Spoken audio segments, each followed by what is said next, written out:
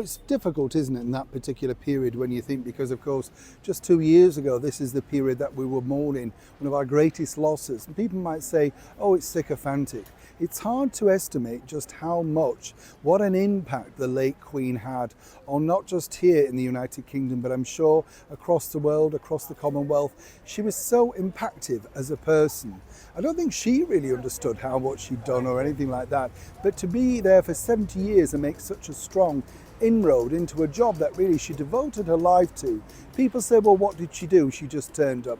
There was far more to it than that. She was a diplomat, she was an ambassador, she sort of steadied the ship in times of great difficulties, and of course she learnt a lot in tutelage from her late father, King George, and I truly believe from the Queen Mother, who painted on a smile no matter what the situation.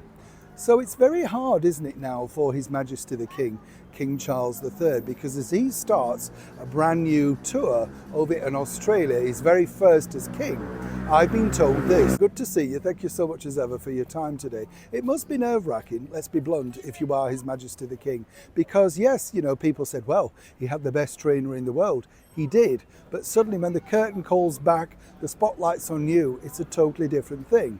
And I would say that I think His Majesty the King, and I'm not being again, you know, biased or anything like that, I think he's done a very good job. It can't be easy to follow somebody of that stature. Listen, I come from a theatre world, and if you follow a good act, you've got to be better than them because you know you're going to crumble. This, of course, is following 70 years of unparalleled sort of excellence. Now, I've been told that His Majesty the King, obviously, is still partly, you know, still battling his ill health. Doesn't really like to talk about it, kind of gets a bit annoyed if you bring it up, because to him it's just a slight hindrance. Now, I've told you before, it's really about how people deal with things, isn't it?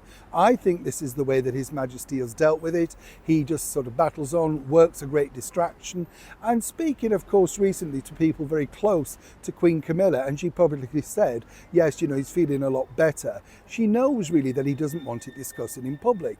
But one thing that he is very nervous of, and I thought I'd ask our chums this, particularly those over in Australia, is about, you know, the reaction that you feel he will get. You see, obviously his mother, the Queen, got massive crowds. I mean, literally lots and lots and lots of people came out to see her. I've been told from an excellent source that His Majesty the King is apprehensive, to say the least, about just what he would receive out there, because obviously it's been some time since a royal visit, naturally. And as I say, the first time as king. Now, he really didn't, you know, sadly, as you know, the tour had to be scaled back due to his health problems. And certainly there's no show of that not happening at some future date. But for all those out there, and perhaps even if you're not, what do you think the reaction's going to be? Because this is kind of a very big thing, you know, for him to go out there and literally for the very first time under his own banner, his own name. Will he be welcomed, or will it be slightly more subdued? And will the real sort of feeling of our late Queen come to the fore?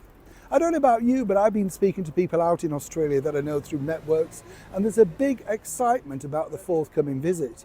But as ever, it's always down to you, our chums here. You're there if you're living in Australia. Are you looking forward? And more importantly, I'm sure like everybody else here on the channel, we continue to wish His Majesty the King the very best going forward.